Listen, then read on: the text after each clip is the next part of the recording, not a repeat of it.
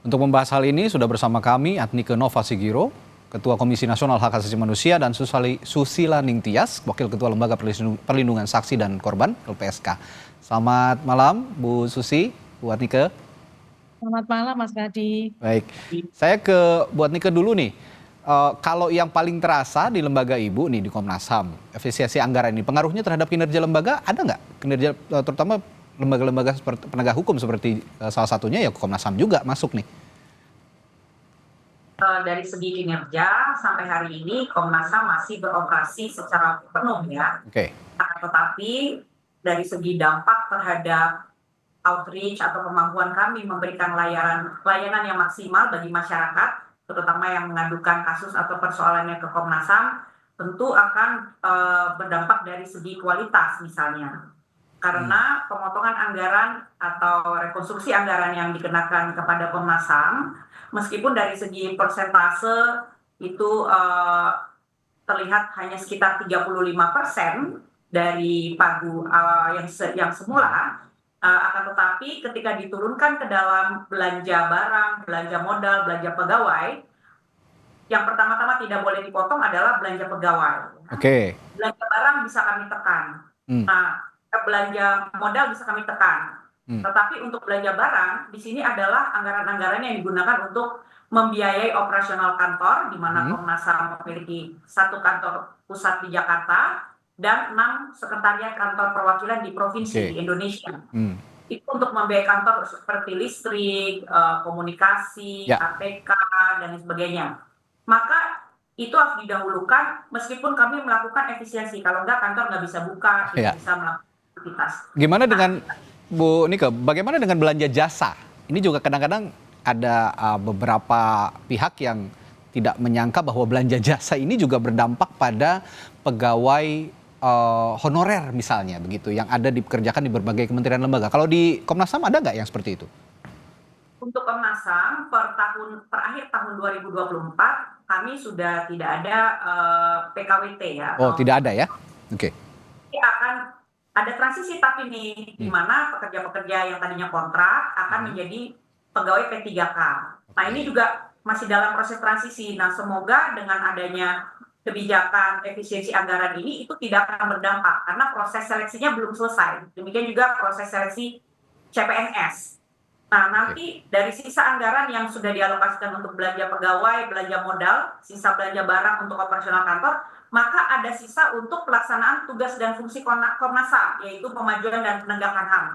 Disinilah jebakan atau tantangan dari rekonstruksi anggaran ini, di mana meskipun secara total efisiensinya hanya 35%, tetapi ketika diturunkan ke dalam belanja barang untuk pelaksanaan TUSI, maka dampaknya itu 90%. Begitu Mas. Jadi kalau melihat total hanya 35%, tetapi ketika diturunkan ke dalam budget anggaran dari kegiatan Komnas HAM, itu yang berdampak besar dan tentunya kami tidak bisa melakukan, akan sulit untuk melakukan kegiatan-kegiatan penegakan HAM seperti penyelidikan, mediasi ya, ke lapangan ya, karena untuk biaya terbesar dari pelaksanaan TUSI Komnas HAM adalah biaya perjalanan dinas untuk melakukan pemantauan atau penyelidikan.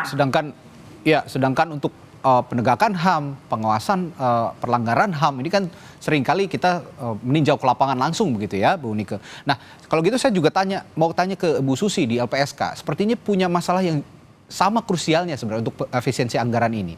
Ketika Lembaga Perlindungan Saksi dan Korban dipotong anggarannya, yang paling terkena dampaknya terutama untuk konteks perlindungan saksi dan korban, Bu Susi.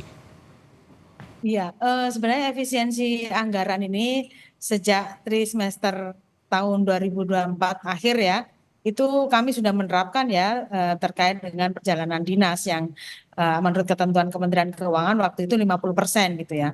Nah, kemudian masuk ke 2025, di mana di akhir tahun 2024 itu kami menerima permohonan perlindungan itu sejumlah 10.217 dengan jumlah anggaran yang 229, dan kami sudah beberapa kali melakukan efisiensi ya berkaitan dengan hal tersebut, sehingga memang yang dampaknya terbesar adalah dari permohonan yang 10.217 itu yang ada beberapa yang belum kita putuskan gitu ya.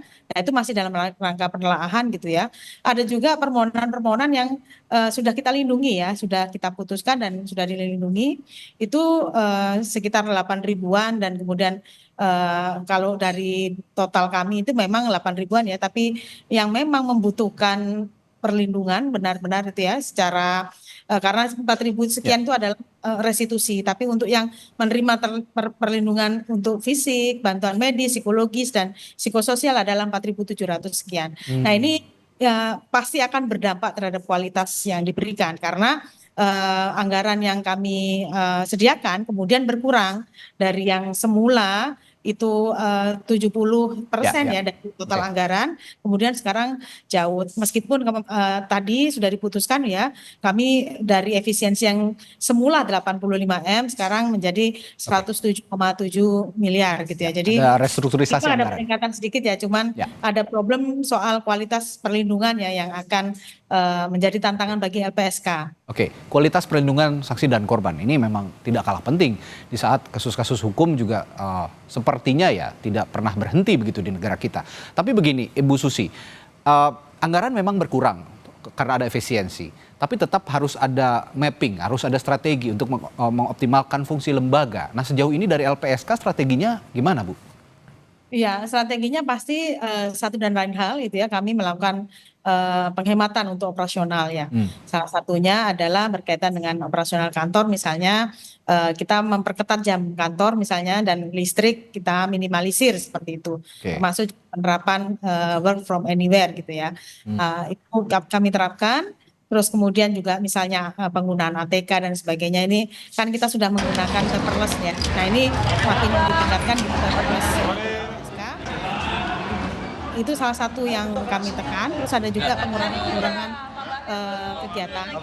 Termasuk juga salah satunya adalah perjalanan dinas.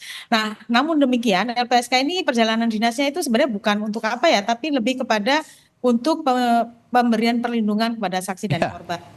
Nah, perlindungan ini kan nggak mungkin kita by Zoom, nggak mungkin juga by phone gitu ya. Pasti kami akan ke lokasi dan itu membutuhkan transportasi, membutuhkan dinas ya. Ini yang LPSK kan jauh-jauh ya dari. Ini yang harus dibicarakan bersama kalau begitu, Bu Susi. Betul, ya. Banyak yang menganggap bahwa perjalanan dinas ini ya banyak yang tidak perlu, tapi lembaga-lembaga esensial seperti LPSK lalu juga Komnas HAM ini melakukan perjalanan dinas untuk pengawasan perlindungan HAM, lalu juga LPSK untuk perlindungan saksi dan korban. Nah, bagaimana Anda juga bisa menjelaskan akhirnya kepada pemerintah secara keseluruhan, mungkin akan berkomunikasi kan pastinya soal ini, untuk bahwa pemangkasan anggaran terutama perjalanan dinas untuk dalam konteks pengawasan hak asasi manusia, lalu juga perlindungan saksi dan korban, ini tetap harus dilakukan. Saya dari Bu Susi dulu kalau begitu soal ini.